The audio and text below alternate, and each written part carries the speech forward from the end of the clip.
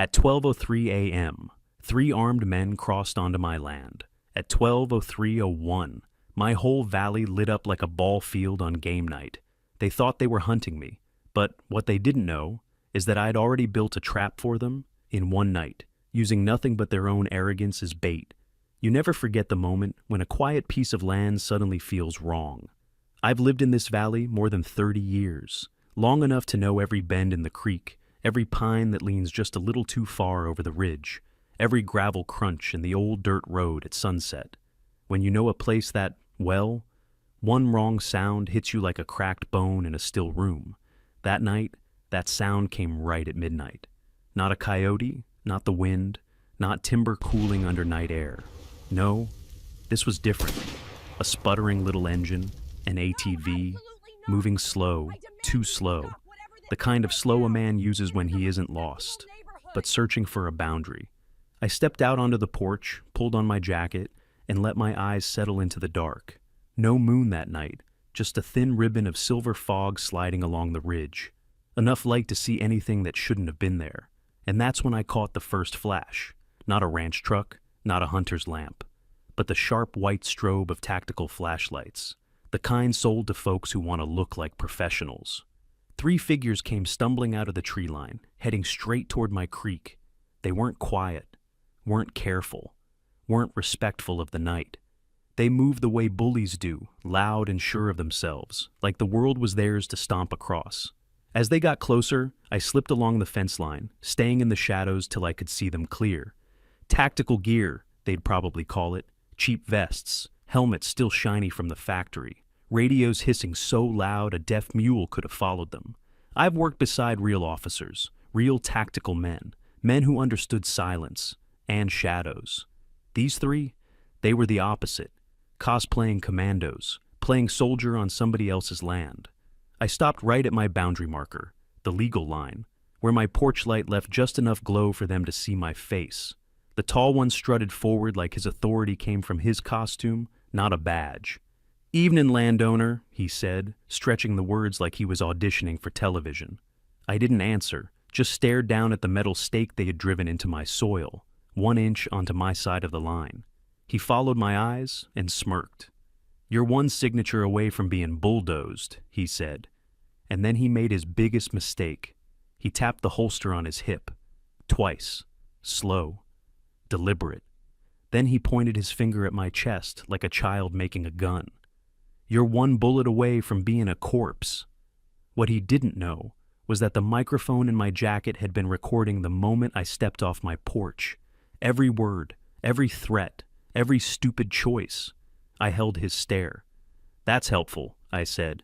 "Deputy Ramirez is going to love hearing that." The other two laughed, loud and clueless. They didn't realize they'd just crossed two boundaries, my fence line and the laws. I didn't yet know why they were out here, why the HOA had suddenly sent muscle, why forged papers showed up on my porch earlier that afternoon. But I knew this much. Tonight wasn't the start of their plan. It was the start of mine.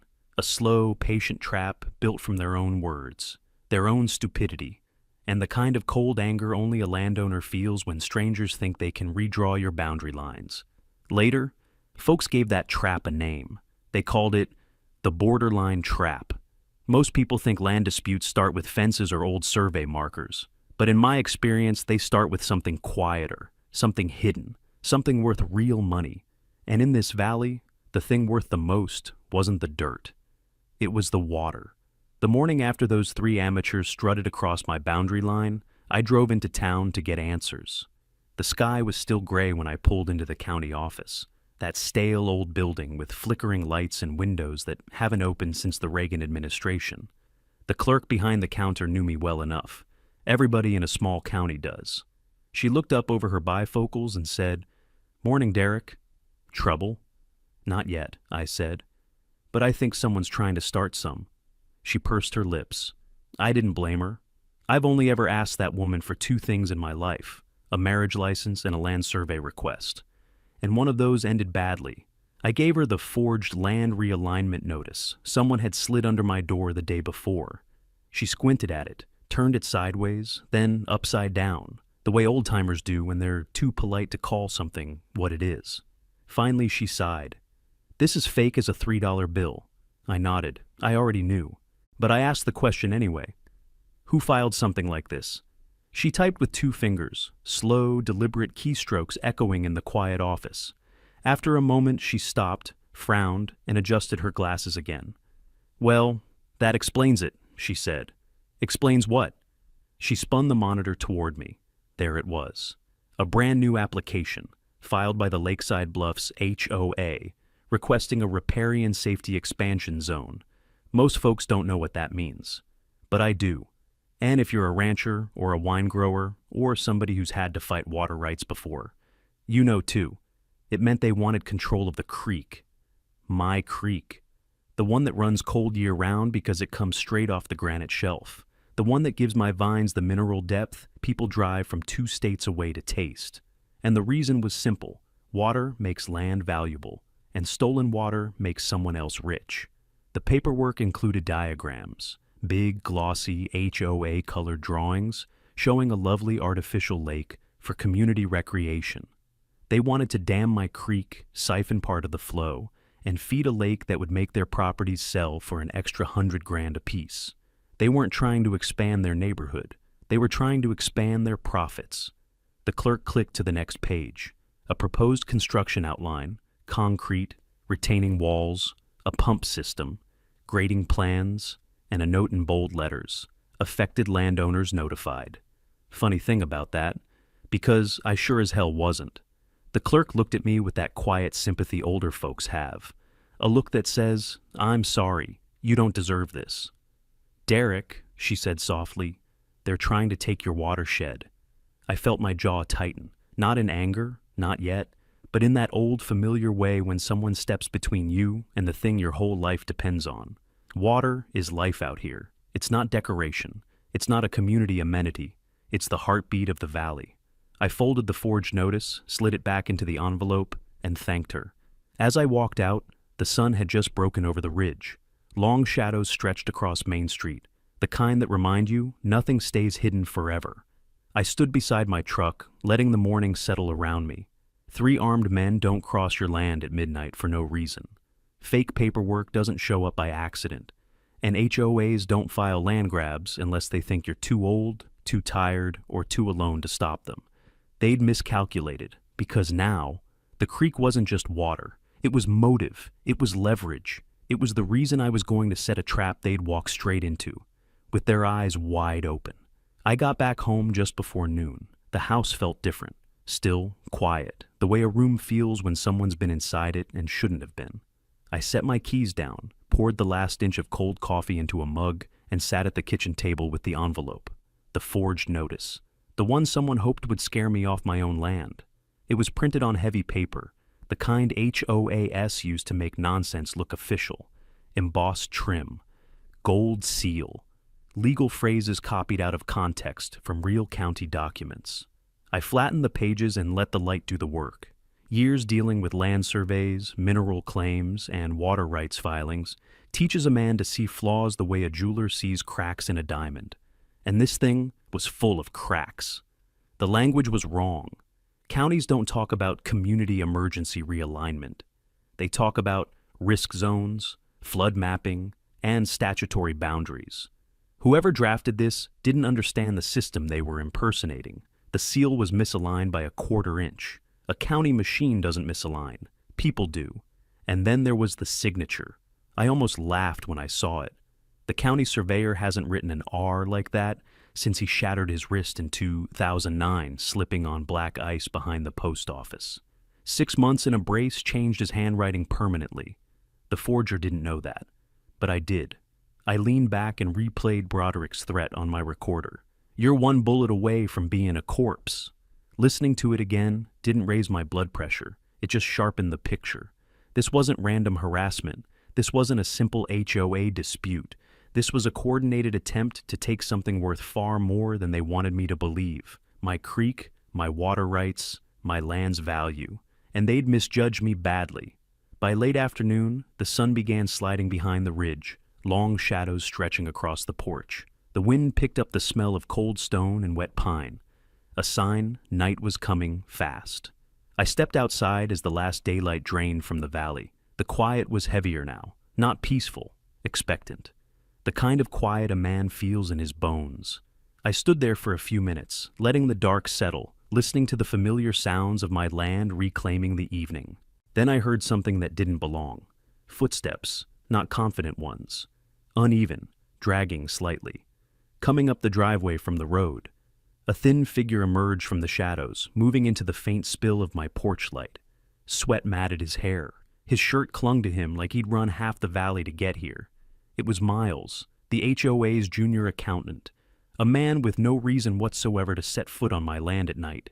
He stopped at the bottom step, chest heaving, eyes darting around like he expected someone to jump out of the dark behind him. "Derek," he said, voice shaky. "We need to talk." He swallowed, took a step closer. "They're planning something worse than you think." And just like that, the calm before the storm ended. Miles stood there on my porch like a man who'd run out of good decisions and was now choosing between bad ones. Sweat beaded at his temples despite the cold. His eyes kept flicking toward the road, toward the trees, toward the shadows. Anywhere except directly at me. I didn't invite him in, not yet. A man showing up unannounced at night has to explain himself before he steps over my threshold. "Start talking," I said. He swallowed, glancing over his shoulder again. "They're moving fast, Derek. Faster than I thought. And I can't keep pretending I don't see what they're doing." His voice cracked at the end of the sentence. I stepped aside and pointed him toward the porch chair. "Sit." He did, elbows on knees, hands trembling. I stayed standing. Easier to read a man from above. "Who's they?" I asked. He let out a shaky breath. "Karen, the board, and the group she hired behind everyone's backs. They call themselves Sierra Compliance. But that's not what they really are." I waited. "They're not licensed security, not licensed surveyors. Hell, they're barely licensed humans. They're a bunch of washed-out ex-mall cops and wannabe weekend warriors who think putting on tactical gear makes them special ops." That lined up with what I saw last night. Miles rubbed his face. "Karen calls them a risk response team. Says they're here to protect the community transition. But Derek, she's planning something else." "Spit it out." He looked up at me, fear and shame tangled on his face. "She wants your land swallowed into HOA jurisdiction by force. The forged notice you got today, that was the opening shot." I folded my arms. "And Sierra Compliance is supposed to be the muscle." He nodded quickly. "She thinks if she can prove you're a threat, dangerous, uncooperative, unstable, she can justify a court injunction, a forced easement, maybe even a forced sale." I let that settle. "She sent those 3 men last night to push you," he continued, "to get you angry, to get you on record making threats. Broderick, the tall one, he's supposed to escalate. Karen said, get him rattled, make him slip." Miles' voice dropped to a tremor. "But instead, he said the wrong thing. And you caught it on audio, didn't you?" I didn't answer. He took my silence as confirmation. Miles sat back, breath shaking out of him.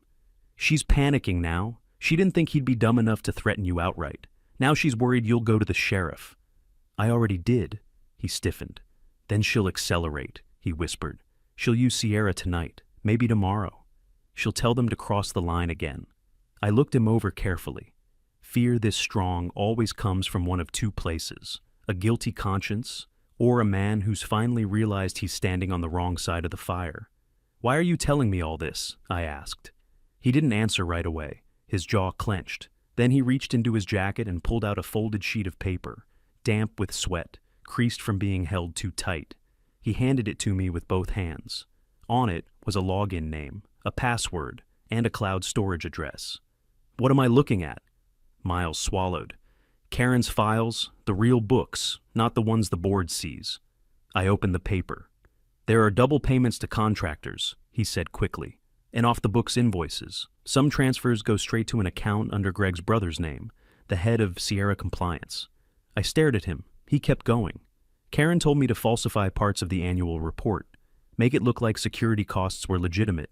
She said if I didn't, she'd make sure my name was tied to every illegal payment." He looked up at me, eyes hollow. "I'm not going to jail for Karen's lake house dream." "No."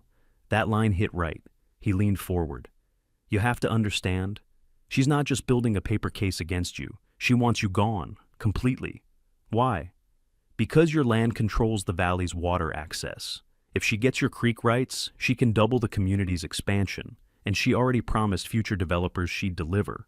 There it was. The real engine behind all this. Money, land, control. Derek, Miles said quietly, they think they can corner you, but I know you. I've seen the way you read people, read land. You're not a man they can break. His voice dropped to a whisper. So please, whatever you're planning, make it fast. A cold wind slid across the porch, rustling the pine needles along the ridge. Somewhere down the road, an ATV engine coughed to life, distant but familiar. Miles flinched. I folded the paper and tucked it into my jacket. Time for you to go home, I said. Act normal, don't call anyone. He stood, shaky on his feet. And Miles, he paused. You never came here. He nodded, grateful and terrified, and disappeared down the porch steps into the dark. As soon as his footsteps faded, I turned toward my workshop. Night or not, the trap I needed wasn't going to build itself. And Sierra compliance? Those wannabe soldiers had just volunteered to walk straight into it. When Miles vanished down the drive, the valley fell into a different kind of quiet. Not the peaceful kind that settles after dusk, the kind that holds its breath. I stood there for a long moment, letting the night settle across my shoulders. Somewhere past the creek, a branch snapped. Clean, sharp, not from wind. Sierra wasn't waiting for dawn. Good. Neither was I. I headed straight for the workshop. The gravel crunched under my boots like brittle bones in the cold, the temperature dropping fast enough to make the earth stiffen. Frozen ground carries sound farther, makes boots louder, makes men easier to find.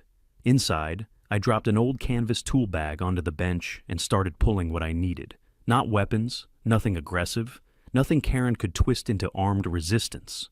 Just tools, 2 industrial halogen towers, a battery backup pack, 2 directional floods, a wildfire-grade emergency strobe I'd bought years ago, 10-gauge copper wire, 4 steel stakes, and my field mic. Nothing illegal, nothing dangerous, but, when arranged correctly, enough to turn the valley into a stadium and Sierra's wannabe commandos into deer frozen on a highway.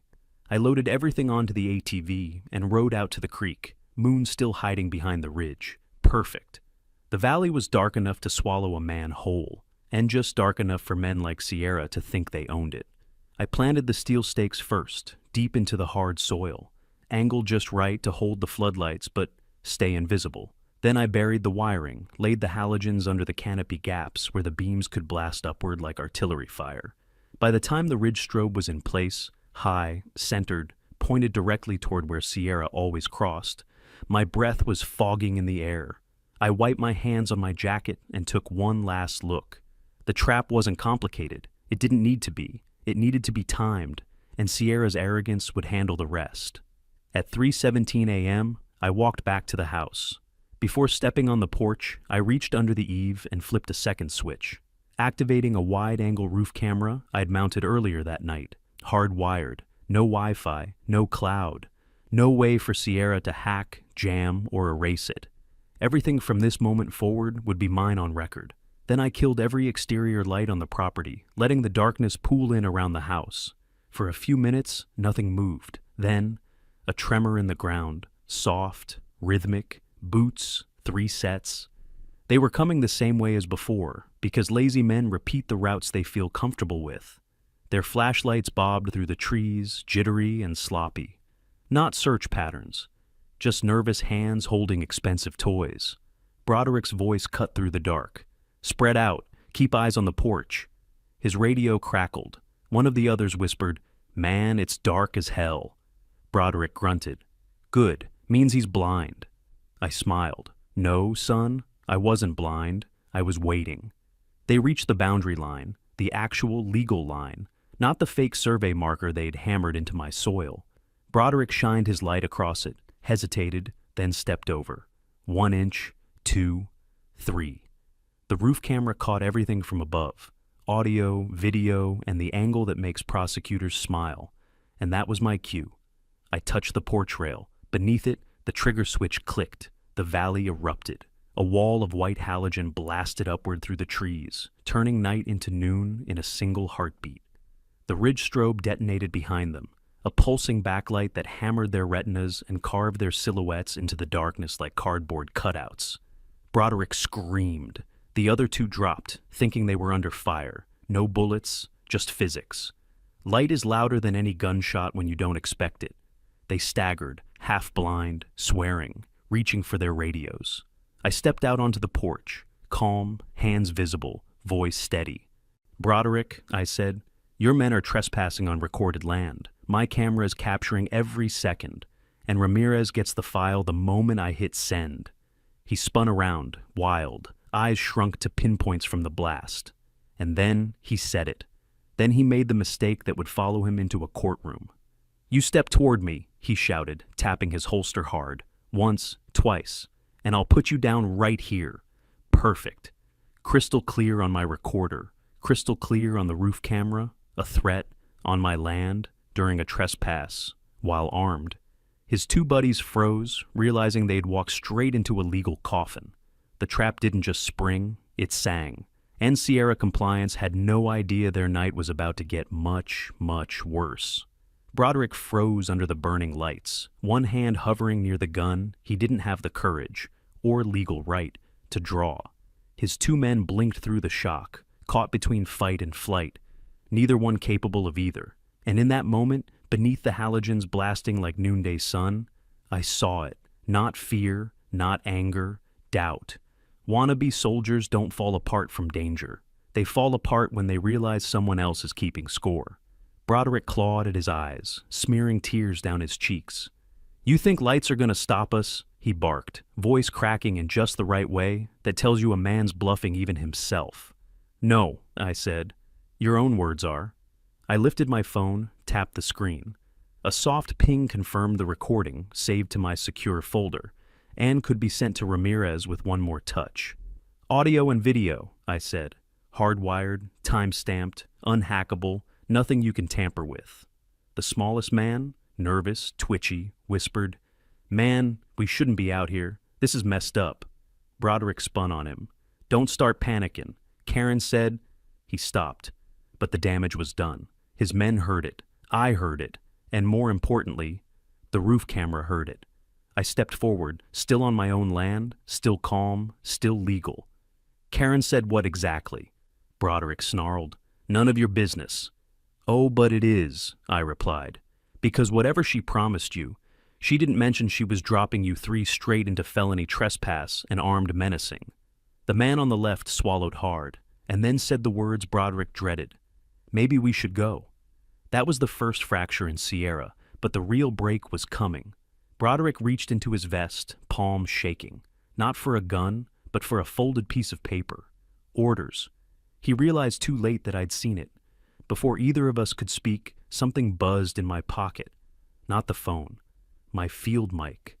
Motion sensor tripped near the barn. Someone else was on the property. Someone lighter than these 3. Someone running fast. For a split second, I thought Sierra had backup. But when a figure burst from the shadows and sprinted toward the porch, arms waving, I recognized him. Miles. Sweating, gasping, panic pouring off him in waves. I frowned.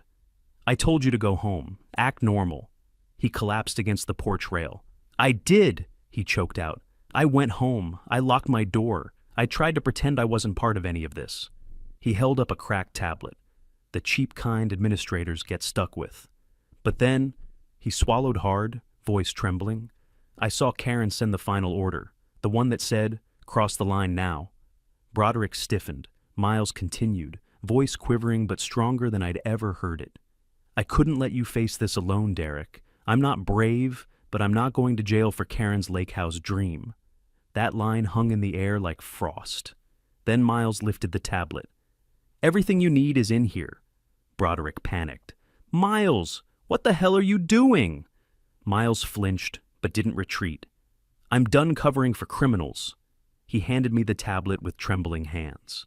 On the screen, Karen's private messages, strings of them. Miles scrolled. "Karen, cross the line tonight, no hesitation." Karen, "Push him, force a reaction." Karen, "If he gets aggressive, Good. We need incident justification. Karen, remember, no recordings. Do not let him get audio. Karen, if he resists entry, proceed. The board will cover liabilities. Karen, you're protected. Karen, make him break. I looked up. Broderick lunged as if he could snatch the tablet from my hands. He didn't make it far. His own men stepped between us. What else didn't you tell us? One demanded. Broderick's voice cracked. She said it was legal. No, Miles said softly. It's entrapment, felony level, and now it's all evidence. The smallest man whispered, I didn't sign up for this. The second said, she set us up. And just like that, Sierra Compliance wasn't a team anymore. It was one desperate leader and two men realizing they'd been fed to wolves by a woman sitting in a warm house behind a gate. I raised the porch phone, spoke calmly. Ramirez, you're gonna want to come now. Broderick flinched so hard he actually stumbled. He knew what that meant. Tonight wasn't about intimidation anymore. It was about consequences. And Karen Hathaway was about to discover that paper trails cut both ways. The night didn't breathe after I made the call. It held, frozen, suspended in that brittle moment between wrongdoing and consequences. The exact moment most men never see coming. Broderick felt it. His shoulders hunched, his jaw twitched. He kept licking his lips like a man trying to taste a way out. His two contractors backed away from him until they were nearly standing on my property line again, not crossing it, but close enough to show where they now believed danger truly was. Not behind my fence, behind him. I kept the porch light off. Let the halogens and the ridge strobe carve the scene into hard contrast. Sierra exposed, trembling, washed in white. Broderick glanced toward the road, toward the dark, toward escape. But he had no escape. Not from the camera, not from the tablet, not from the words he'd already spoken like an idiot into the night air, and certainly not from the sound that drifted up the valley a minute later. Gravel, crushing, slow, deliberate. A vehicle coming in without sirens. The way real officers approach a situation they want to observe before they intervene. The engine didn't growl, it hummed. County issue.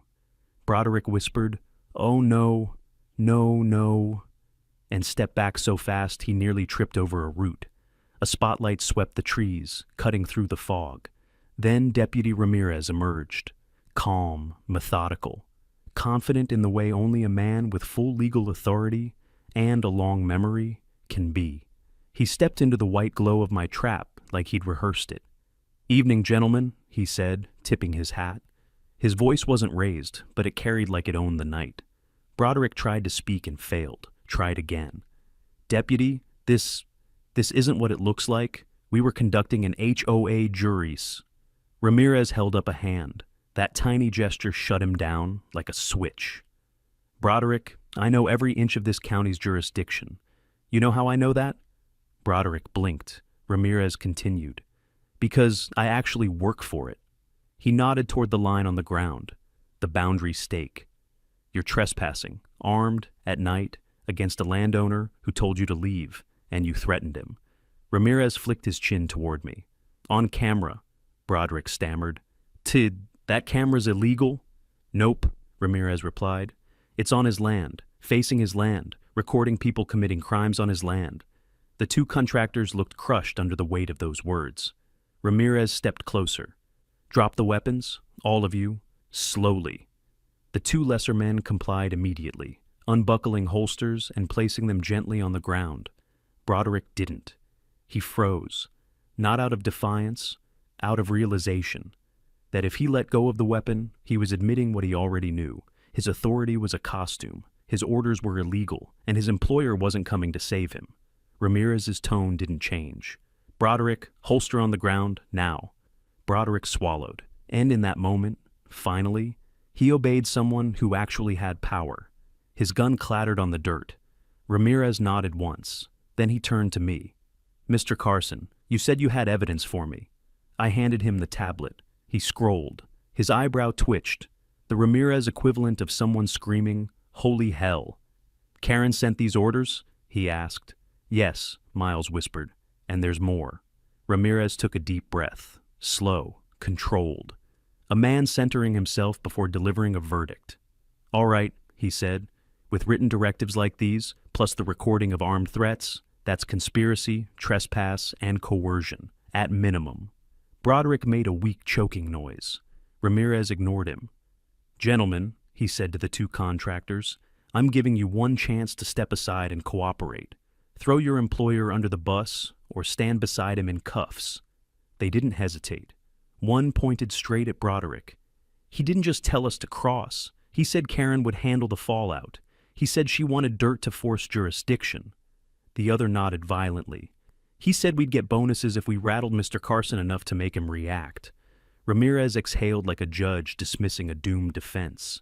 Then, headlights flared at the ridge. A new vehicle, black, low, expensive, a Mercedes. It coasted to a stop on the side road near the tree line. The driver's door opened, and a familiar, furious silhouette stepped out. Karen Hathaway, hair perfect, nightgown hidden under a trench coat, phone clutched like a scepter. She stormed toward the lights, shouting, "This is not authorized! You were not supposed to—" She froze when she saw the scene. Her men, disarmed, exposed, surrounded by blinding halogens that made the truth impossible to hide. Ramirez spoke before she could breathe fire. "Mrs. Hathaway," he said, calm as stone, "nice of you to join us." She pointed at Broderick. "They acted on their own. I didn't order anything." Miles stepped forward, shaking, but brave in the way only fear-forced courage allows. "That's a lie," he said. "You sent the final order at 2:11 a.m. I watched it go out." Karen's face turned to ash. Ramirez held up the tablet. On the screen was the very message. "Cross the line now. No hesitation." "Karen M.?" Her voice cracked. "That's not... that was taken out of context." Ramirez cut her off. "That's enough." He didn't raise his voice, but the sound stopped Karen cold. "Mrs. Hathaway," he said, "you're being detained for questioning in a criminal conspiracy. Turn around." She sputtered. I'm the HOA president." Ramirez nodded. "And I'm the deputy with jurisdiction." Behind her, the Mercedes back door opened. A second person? Another board member? Someone fleeing? No. It was Karen's purse, thrown open. Inside it, stacks of paperwork. An envelope stuffed thick with cash. A burner phone blinking with unread messages. Evidence. Karen's last hiding place was sitting in plain view. Ramirez sighed.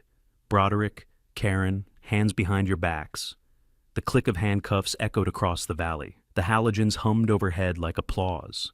Miles let out a breath that sounded like he'd been holding it for 10 years. And Broderick, once the loudest man in the dark, said nothing. Because there was nothing left for him to say. Karen was still screaming in the back of the cruiser when Ramirez shut the door, but her voice was muffled by reinforced glass. Sierra's two contractors were already en route to protective holding. Broderick, cuffed and shaking, sat in the second unit, staring out the window like his whole world had collapsed in 6 minutes flat. Because it had. Ramirez watched both vehicles roll down the dirt road until their tail lights vanished behind the trees. Then he finally exhaled, long, heavy, and thoughtful. "All right," he said quietly. "This isn't stopping at the creek. We're just getting started." I crossed my arms. "What now?" Ramirez nodded toward the tablet Miles had given me. "With those messages, with the threats, with the recorded trespass, we have enough to request 2 warrants immediately. One for Broderick's house, one for Karen's office." Miles swallowed. "You really think there's more?" Ramirez gave him a long look. "Miles, people like Karen and Broderick don't do one illegal thing. They build patterns, they build systems, and they hide a lot of rot in the dark." He tapped his radio. "Dispatch, this is Ramirez. Begin the warrant process, priority, code 17, static."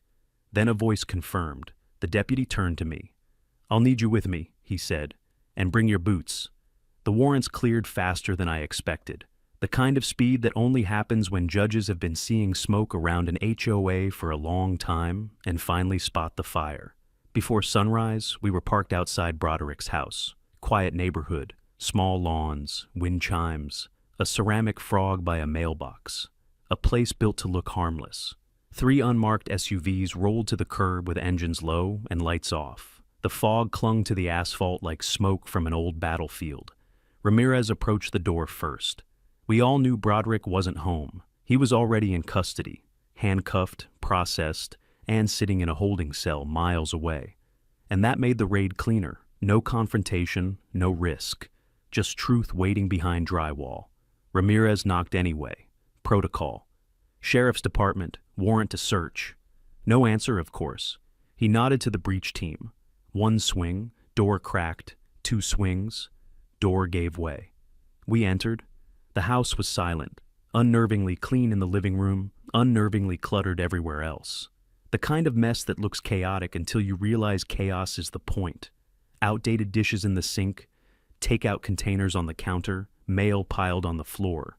But nothing mattered until Ramirez said, "Check the garage." A deputy hit the switch. The overhead light flickered on, and every man in that room stopped breathing. The entire garage wall was covered in maps, not wallpapered, pinned, layered, connected with yarn and pushpins. Maps of the HOA, maps of the county, subdivisions, drainage lines, old land surveys from 30 years ago, all marked in red, yellow, and black ink. And in the center, my land, circled in thick red marker.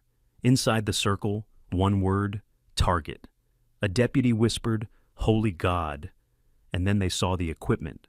6 monitors stacked crooked, 3 desktops running cooling fans loud as a vacuum, Wi-Fi extenders taped to cardboard, hard drives labeled with street names. One screen showed a paused frame of my porch. Another showed the ridge near my vineyard. Another showed a neighbor's backyard, one that had nothing to do with Sierra's security duties. Ramirez's jaw tightened, but the part that turned this from harassment to something darker was the tote under the bench, an old plastic storage bin. Lid cracked, inside, zip ties, flex cuffs, duct tape, a tactical vest, and 3 AR-15 serial numbers filed off. A deputy murmured, "This isn't intimidation, this is prep." Another said, "Kidnapping kit." Ramirez didn't speak for several seconds. Then he knelt and lifted one of the rifles, checking the chamber. "Loaded," he said quietly. "Modified. Illegal." Miles stood frozen in the doorway, face draining white. I didn't know it was this bad," he whispered. Ramirez put the rifle down gently, the way men do when anger is heavier than the weapon. "Derek," he said, "if you hadn't triggered Broderick tonight, if tonight hadn't exposed the whole operation." He didn't finish. He didn't need to. Every man in that garage could see what was coming.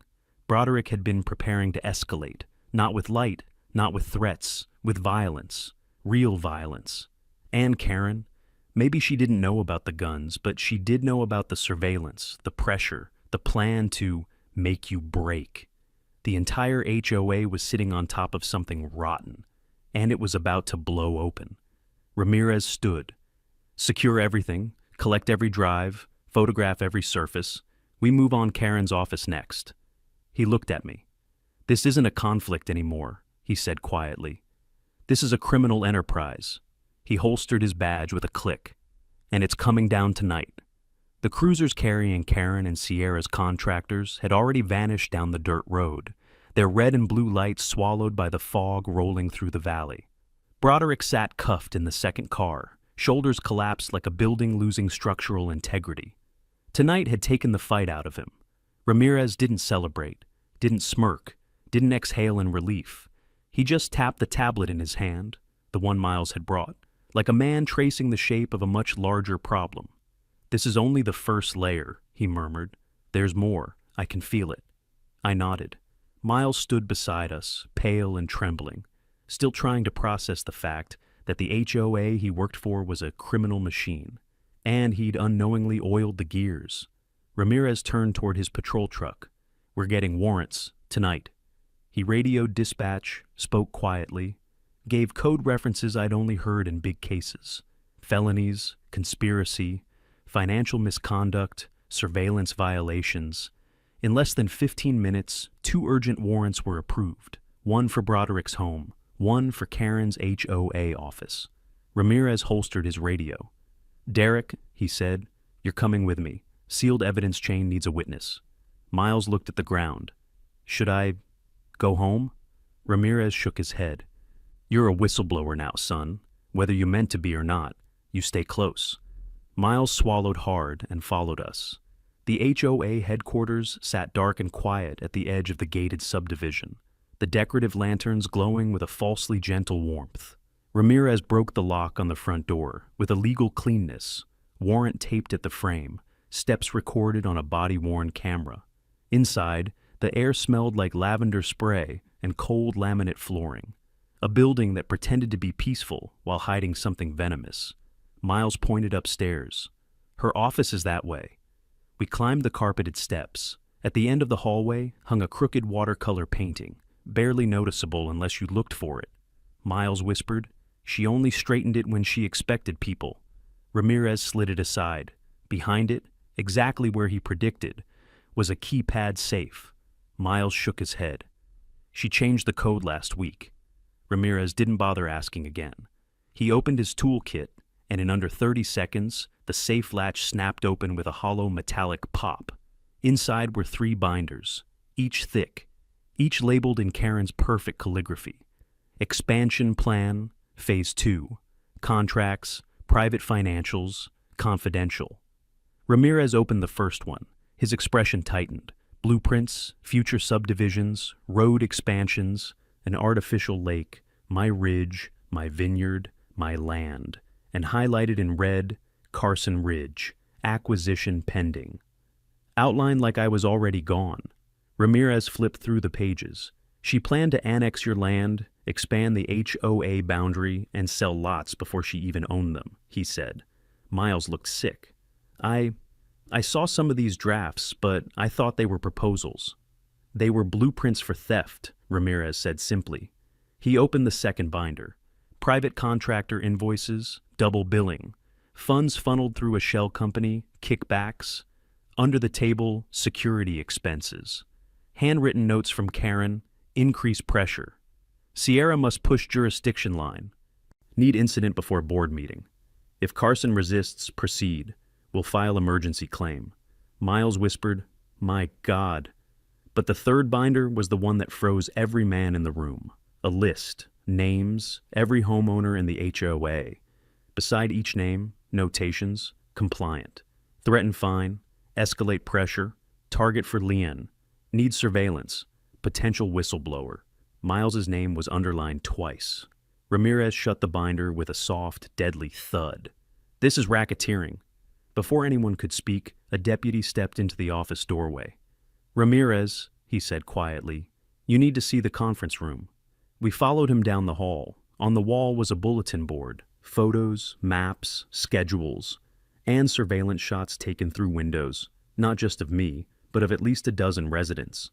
My throat tightened when I saw one photo taken on my ridge. The angle snapped from somewhere I didn't yet know. Then Ramirez noticed the corner of the room. A workstation, computer still warm, tower humming faintly.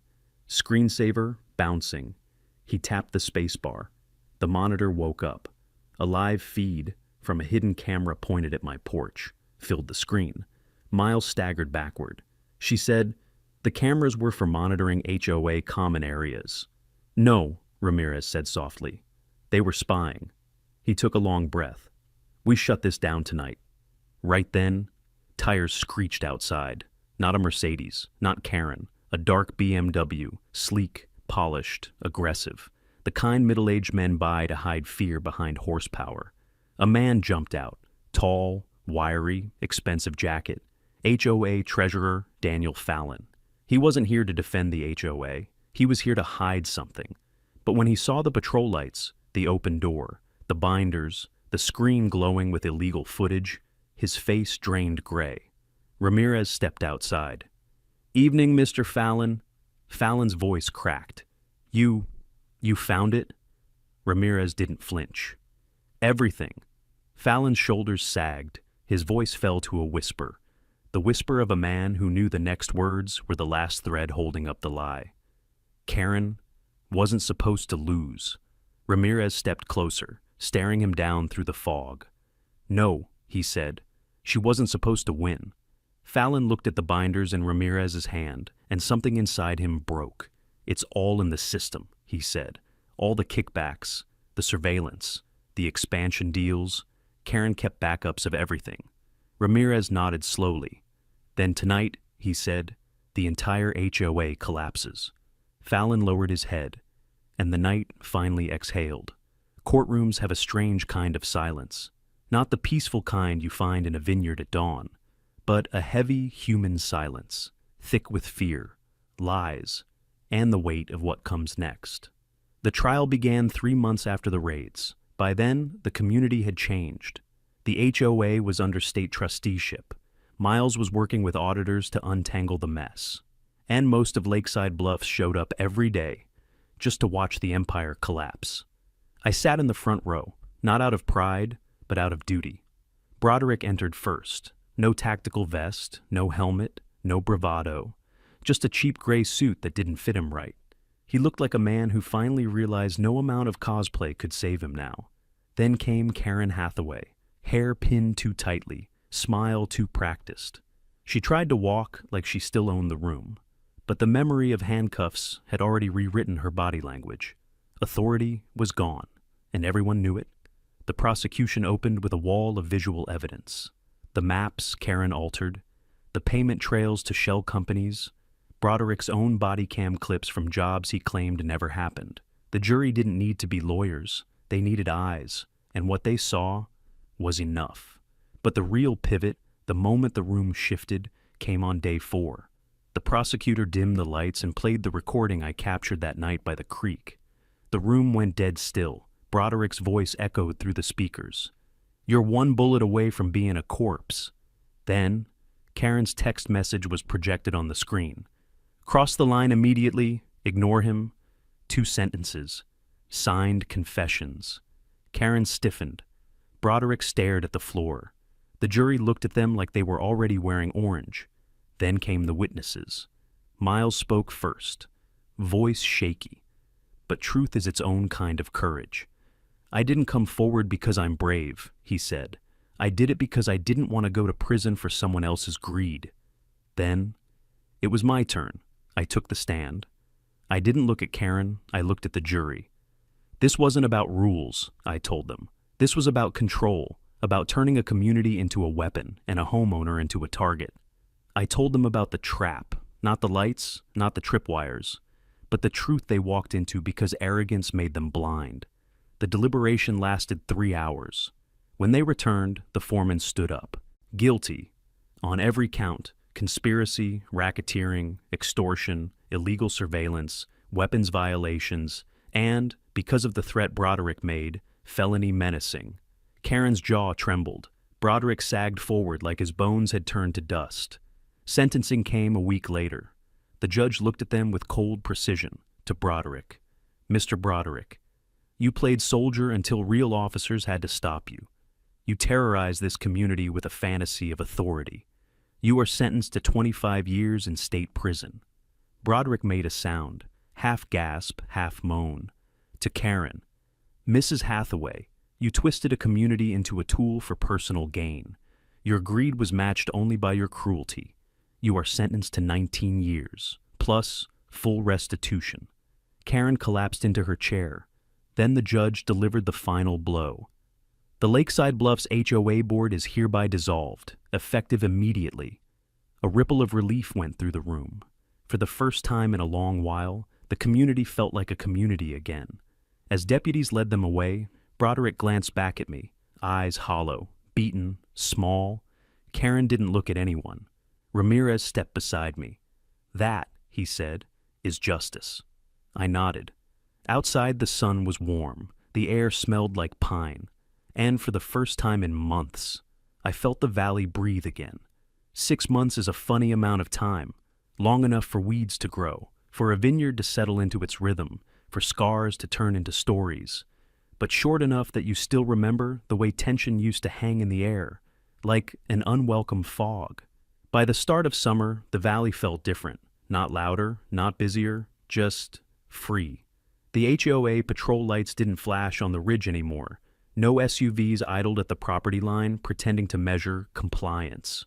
No drones buzzed overhead like metal mosquitoes with an agenda. For the first time in a long while, the land breathed, and so did I. I spent most mornings walking the perimeter, not out of fear anymore, but out of habit. Where Broderick once crossed the creek with a gun and a swagger, grass had grown back. The soil was soft again. The vines along the lower ridge had pushed new green tendrils toward the sunlight. I paused beside the spot where his men once crouched in the dark. Now, it was nothing but wildflowers. That's the thing about land. It remembers being hurt, but it heals too. Back at the front gate, I finally installed the sign I'd been carving in my shop for weeks. Solid oak, sun-oiled, simple brass inlay, private property, no trespass, no HOA jurisdiction. I stepped back, took a long look, and felt something settle inside my chest. A quiet satisfaction. The kind money can't buy. By late afternoon, neighbors began arriving. Not nervous, not whispering, not looking over their shoulders. Just folks, laughing, carrying dishes, bottles, folding chairs. The Harvest Festival. The first one in years where nobody wondered whether a board member would show up demanding permits for laughter. Ribs smoked in the pit. The Cabernet breathed in open bottles. Even deputies came off duty. Ramirez arrived in jeans, not a uniform, cracking jokes so bad they looped all the way around to being funny.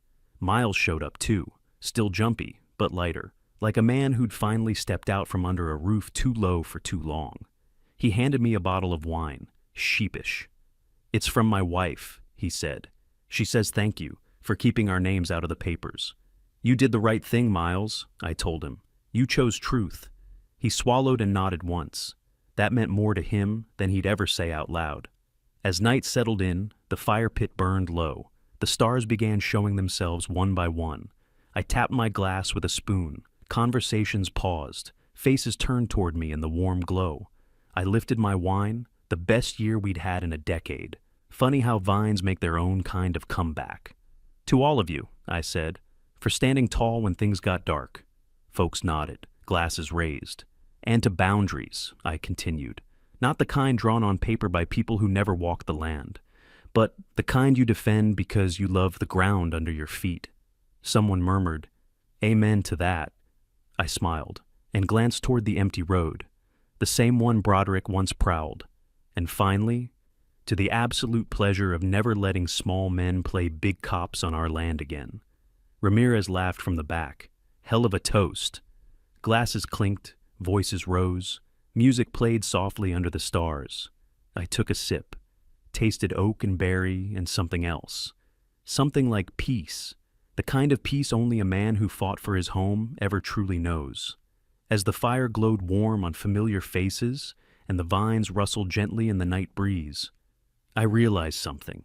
The valley wasn't just quiet again, it was whole, and so was I.